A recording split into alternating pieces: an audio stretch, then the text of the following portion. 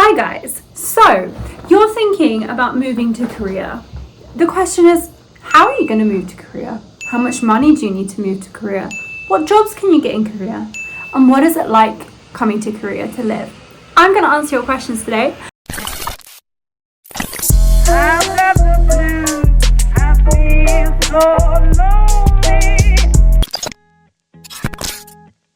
Just for you that don't know, my name is Hattie. I came over as an English teacher to Korea 3 years ago, and now I do YouTube with my husband, soon to be. Next month we're getting married, and I also do some modeling as well. I'm just going to speak from personal experience. The journey that I had has been very difficult and challenging at times, and how I got from being an English teacher to modeling was honestly just through pure luck and random coincidences happening. Sorry to burst your bubble. I'm going to be really honest and blunt during this video, okay? Because I see lots of people online who are like, come to Korea, it's amazing, you'll get to do all of this and meet all these people and blah blah blah, but they don't really go into detail about the reality of what it's actually like coming to Korea. Two types of people who would like to come to Korea: those who would like to come short term, or those who would like to actually make a home here. Now, depending which one you are, I mean, you can come as short term and then decide you want to stay for longer. That's completely fine. But I'm going to give you two different options as to what I think would be best for you. So the first thing is, if you want to come short term, if you want to come to Korea for a year or 2 years, then I recommend teaching English or coming as a student. So if you're a student, there are tons of language courses that you can enroll on, or you can try to get into a Korean university. Those can be a little bit difficult, but a lot of my friends have been to Korean universities and they've really enjoyed it. Or you can come on a Korean language course, which is easier to get onto because you don't need to meet specific criteria. You just need to, want to learn Korean and have the money to pay for it, basically. I was a Korean student for 6 months, and you get a visa for 6 months to study, and then you can renew it for a next semester and the next semester and the next semester. I'm going to say there are 6 topic levels, so you can enroll if you're really, really good and you graduate each semester. You can stay here for 6 semesters, but obviously Korean is hard, so you can retake, etc. I only got up to level 3. And the other thing is, if you want to come short term, I would recommend that you think about teaching English. Now, teaching English in Korea is a really cool way to safely move to Korea and be guaranteed a house. Might not be very nice. My first house was not very nice, but I'll go into that later. You can guarantee a house, you'll get guaranteed a paycheck, and you'll be guaranteed weekends off, hopefully, if your contract is nice. But you would be coming here for work, so you have to work. And the Korean working system is much, much harsher than the Western working system. So depending on whether you go to a hagwon or a school, you would get a certain amount of time off. If you're at a hagwon, you really don't get that many days off at all. I think you get 5 days in winter and 5 days in summer, usually, depending where you work. And sometimes you have to do Saturday work, but if you work in a public school, then you get the school holidays off, which are a lot longer. But obviously you don't get the choice of where you want to teach in a public school, because you usually have to go through EPIC or GEPIC. Hagwon, you're more able to decide where you want to teach. For long-term people who would like to come to Korea for long-term, you could always use the first options as a springboard to get used to the culture and find something more permanent. But if you would like to come over more permanently, then I would suggest actually looking for proper jobs. Like, not that teaching isn't a proper job, but teaching in Korea is something that people come and then go. They come, they teach, they go, move on to the next country, or they go back home. It's not usually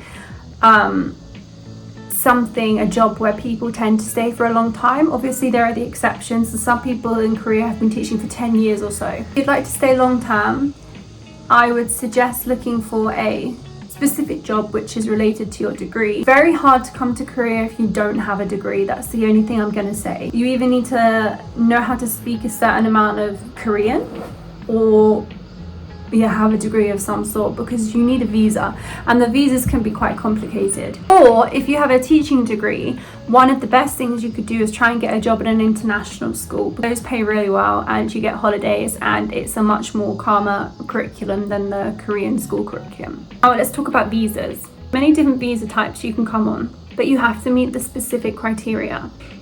A lot of people dream about coming to Korea on an entertainment visa.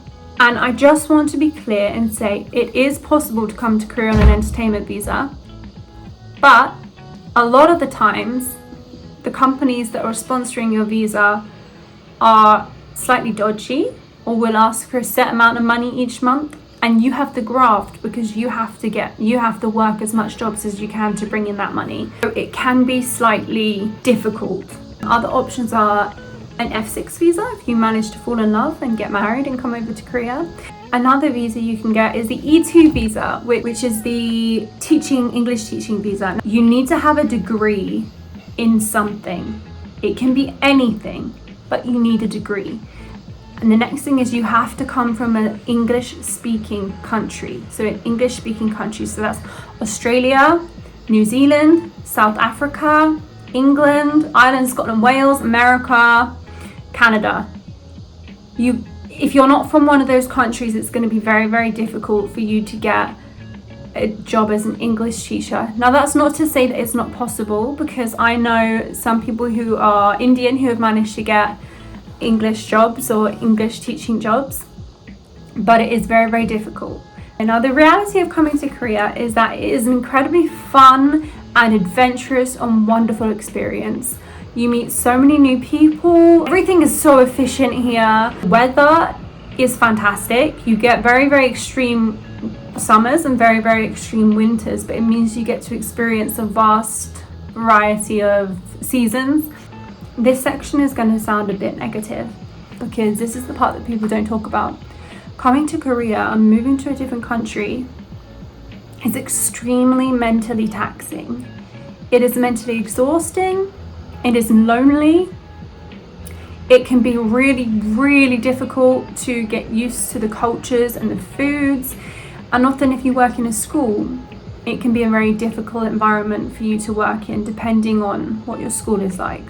So the first school I worked at, not going into too much detail, the hours that I signed my contract for were not the hours I was actually given. I didn't have a break time the whole day. I was working 9 until 8 p.m. some days without a break time. On lunch times I would have to feed the children. I wouldn't get any time to myself, and I really wouldn't have enough time to prepare any materials for my classes. And I was constantly watched. You are allowed to have CCTV in classrooms in Korea, so the people in charge can always watch you and are always watching you. So the accommodation my first accommodation was in a basement. The window opened onto a concrete wall. There were cockroaches, there was mold. And actually when I first arrived, my apartment wasn't ready, so I got put into a room that had nothing but an unplugged fridge and a mat on the floor. And I mean, there was no sink, there was no dishwasher, there was no counter space, there was no tables. It was literally a fridge and a mat on the floor. And I stayed there for 2 to 3 weeks.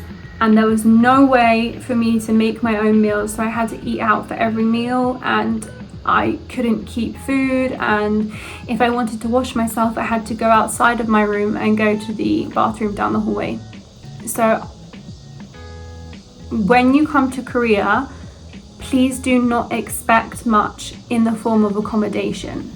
Obviously, some of my friends have got amazing accommodation in amazing places. Often if you're an English teacher and you come to somewhere in Seoul, you will get a studio room, but it might be much smaller than what you're used to, but it would have everything you need. If you get a good apartment, it could be tiny, you'd have a washing machine, you'd have a bed, you'd have a sink, you'd have a bathroom, everything you need, and it should be clean.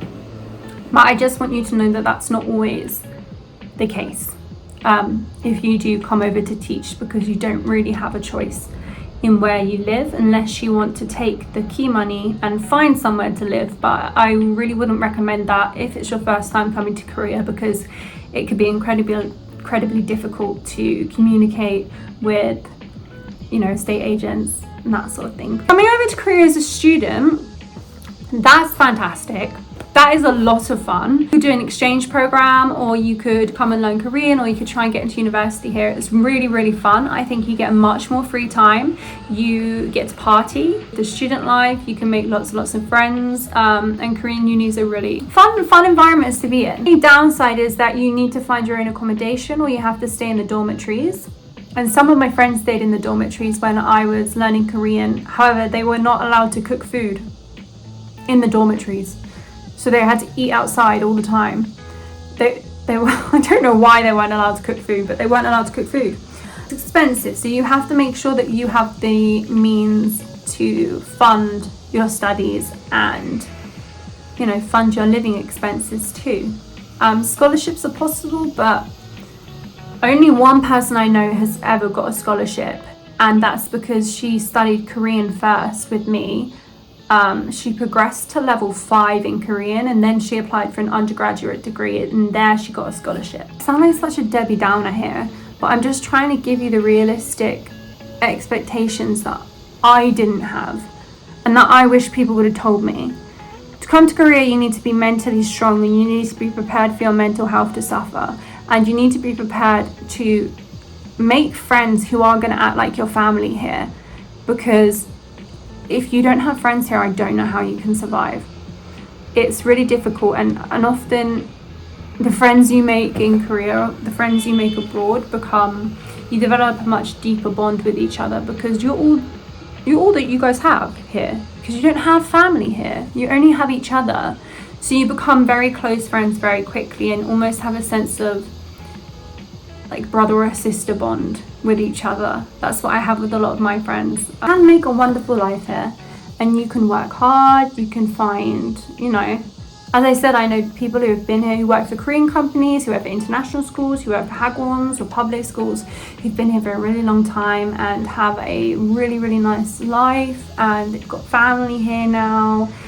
Like, it's possible. But also, I know there are lots of people who've come over for a year thinking that it would meet their expectations, and they've really hated it, they've really not enjoyed it, it's been really draining mentally, and they've left early, or they've left after a year, or they've gone, no, you know what, fuck this, I'm going to a different country, or halfway through the contract they've gone, I'm going home, I can't deal with this anymore. I would highly recommend, if you can afford it, come on holiday first. See if you like the vibes first. If you're able to visit first, come. I didn't do that.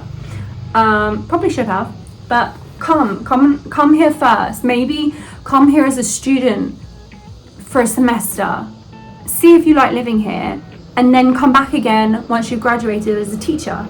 If you do have any questions, please feel free to ask me in the comments below, and I will answer you as best I can.